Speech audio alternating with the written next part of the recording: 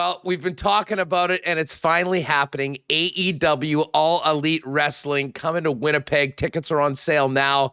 The event date, a special Tuesday night Dynamite at Canada Life Center on the 14th of March. And who better to talk about the Winnipeg show than maybe the biggest export ever from this city, the living legend himself, Chris Jericho of All Elite Wrestling. Chris, thanks so much for doing this. Great to have you back on the air in the Peg. What's up? Yeah, we're excited, man. It's going to be a great night, and I'm really, really kind of pleasantly surprised, if that's the right word, that our second ever Canadian show is Winnipeg. So I can't think of a better city to be coming to than Winnipeg. It's such a great wrestling town. It's such a great Chris Jericho town. And quite frankly, if it wasn't for Winnipeg, there might not be an AEW, because the whole company was kind of kickstarted on the headlining match that Kenny Omega and I had at the Tokyo Dome in 2018 that was facilitated by Don Callis. So 3 Winnipeggers putting together this kind of dream match, which is where Tony Khan got the idea that you could do some good business in the States with a new wrestling company. So that's kind of where it all started. So it's very much poetic justice for us to be coming to Winnipeg so early on in our tenure at the AEW. I mean, as a Winnipeg native and a guy that's been all around the world multiple times, how long have you guys been working on this, and how long have you hoped to be here with the other Winnipeggers that you mentioned in the big arena with AEW for the first time? Well, I mean, I have a lot of, kind of influence and a lot of say, let's say, in AEW, but I'm not kind of have anything to do with the booking of the towns. So I was surprised when I was told. I was like, man, this is going to be great. It wasn't like I was consulted about it or anything like that. So anytime you can go to a hotbed of a wrestling city like Winnipeg, whether I was from Winnipeg or not, it's a bonus. But the fact that, it's my hometown makes it even more special. So, but, life on the road, we'll probably come into town on Monday and be gone on Wednesday. The ship's passing in the night, but that's okay. The show's the most important thing. And it's going to be a party. I think anybody that watches AEW can see that and sees the vibe of our show, how crazy the crowds get, how much fun the crowds have. I mean, we were in Dallas last Wednesday, one of the loudest crowds I've maybe ever been in front of in my entire career. So I'm expecting Winnipeg to mimic that, because like I said, it's always been, I mean, we know how crazy Winnipeg is for Jets games and Jets in the playoffs and that sort of thing. So I think we're going to have the same vibe when AEW comes to town. We've had people talking about this, asking for it for really since the first day we went on the air as Winnipeg Sports Talk, and now it's finally happening. You know, for people that are maybe less familiar with AEW, and folks, you can check it out. It's Wednesdays, TSN2, 7 p.m. For the weekly Dynamite show. What's it been like being at the forefront of the rise of a new company and the success you guys have had at building it over the last few years? Well, I think that's the key, at the rise and kind of being here from day one. And I think a lot of our fans have that same level of kind of stake in the game. They believe in AEW because they were there from the start. And it's very rare that you can be a part of something so big so quickly from day one. And I think that's something that made us special and distance us a little bit from other wrestling companies.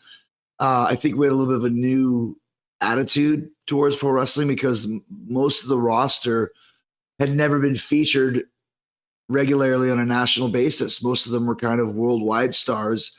And even though there was a lot of them from the States and from Canada, people hadn't really seen a lot of them. So everybody's kind of fresh.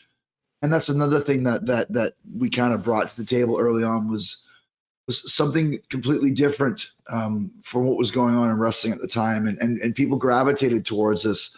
And that's right out of the gate, we had a hit show. And to have a hit television show in this day and age is no mean feat. And the show still finishes, top 5 every single week. And if there's no NBA on, we usually finish number 1. So I think all of those factors contributed to AEW having kind of a cool vibe to it. It's the cool wrestling company. And we still have that. We're still early on, like I said, and there's growing pains at times. But when you watch the show from beginning to end, it's a great 2 hours. It's very exciting. It's a lot of fun. And that's what it's all about. So we look forward to bringing our brand of fun to one of the funnest cities in Canada, in Winnipeg. Chris Jericho's with us here on Winnipeg Sports Talk.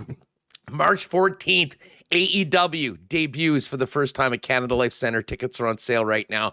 You sort of laid it out, Chris. I mean, Kenny Omega, Don Callis, and yourself. I mean, Winnipeg fingerprints are, well, Winnipeg is almost the DNA of AEW in a lot of ways. But when people ask you outside of the market about Winnipeg as a wrestling city, what comes to mind, and how do you think that might translate into such a special event on the 14th of March?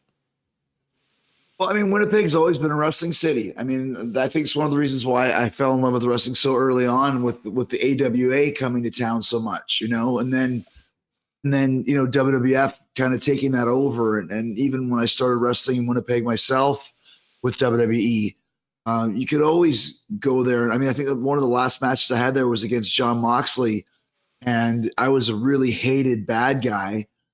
And he was a really adored good guy. But the moment I walk out there, I mean, obviously I'm the hero of the city. So we switched it on the fly, and switched roles. So I think Winnipeg is just one of those cities. I don't know what it is. It's like Milwaukee or Chicago or Detroit or Dallas, just kind of rich in wrestling tradition. And, people talk about Calgary being a great wrestling city. Winnipeg blows Calgary out of the water. And I would say, you take our 4 best pro wrestlers from Winnipeg in Kenny, Don, Jericho, and Roddy Piper. And I think our 4 best beat any 4 best from any other city, including Calgary. Take Owen and Bret Hart out of the equation, and Calgary kind of falls by the wayside. Winnipeg has the best wrestlers. Winnipeg has the best fans. And Winnipeg's probably the best wrestling city. And so that's why I think it's really exciting. And I don't think people realize within the company just how great Winnipeg is going to be. And I think once we go there, I think that the heads of state in AEW are going to go, holy smokes, this city's awesome. We need to come here, once a year or whatever it may be. So to me, it's kind of like this hidden gem on the wrestling calendar. Of course, we've been to Chicago a bunch of times. It's always great. And same with all those other cities I mentioned. But you ain't seen nothing till you come to Winnipeg, man. And I know this. And like I said, I don't think a lot of other people realize it. To them, it might be just another show on the calendar. But when they get there, it's going to be a different story. Oh, I think people are going to find out very quickly what a big AEW town is. Winnipeg is on the 14th of March. Of course, you're going to be doing it down at Canada Life Center. You've been paying attention to the Jets' hot start this year. And what's it going to be like wrestling in that building for the first time with AEW? Well, it's always great because, I mean, since that arena was built, I think when it was first built, just the Moose were in there. So every time you go there, you'd get a Moose jersey. And then I think the last time the Jets had come back, so then you get the Jets jersey. So, I'm expecting a Jets jersey when I come to town, as always.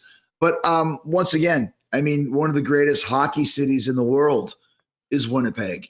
And when the Jets left in 2005, it kind of ripped out the heart of the city. When they came back, it gave us new life. I remember just like the rumors, like there's no way. Are they really coming back? They're coming back. It's a big deal. It gets Winnipeg mentioned, nightly in, Miami or LA or Phoenix. The Jets score comes up on the screen. So I'm very proud of the Jets. I got a Winnipeg Jets tattoo, Jason the Terrible. Jason Voorhees with a Winnipeg Jets logo on his mask. It's like it's inked on my body. So even though sometimes you don't follow the team as much as, living in Florida, it's hard to follow the Jets. But just the concept of the Jets, and I check in every few weeks to see how they're doing. I was just talking the other day with Vinnie Paul, the late, great Vinnie Paul from Pantera.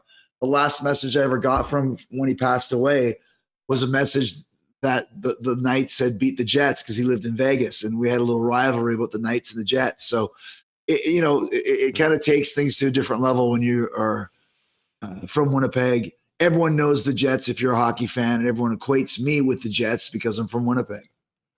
Chris Jericho's with us. Chris, when you come back, I know it'll be a lot of work and it'll be a very busy couple days, but I have to ask you, as a Winnipeg guy that now lives abroad and travels all around the world, when you come back home, what are your must-hit spots in Winnipeg, even on a quick trip for Chris Jericho when you're back in the peg? DJ's Pizza. It's my all-time favorite pizza, and you have a pizza there on the menu, if I'm not mistaken. When I was a kid, all I ever got was pepperoni and ground beef, and now that's called the Jericho. And I'm headed back home for Christmas. Actually, I'm having kind of like a high school reunion at DJ's Pizza. So I love DJ's, and every time I come to town, I always make sure to swing by and grab a pizza for sure. So that's probably number one on the list at this point in time. Back in the mean streets of St. James, you hit the ODR. You're going to bring the skates? Yeah, man, I haven't skated in a while. It's funny because the last few times I skated, I played in Chris Reeve when he was alive, had a super skate at the Garden, New York City every year. And I played 3 years in a row. And I actually scored a goal on Kirk McLean in Madison Square Garden. And it wasn't like a slip. I'm sorry. I nailed that slap shot right over his shoulder. So once you score a goal in Madison Square Garden and have a fight with your dad on the ice, it doesn't get much higher than that. So I haven't really played much since then.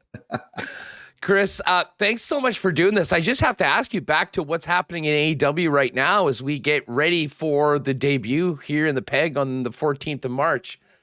Who's on the hit list for you in the Jericho Appreciation Society? Do we know who you'll be going up against that point, or do you have more immediate foes that will be getting the business starting on Wednesday?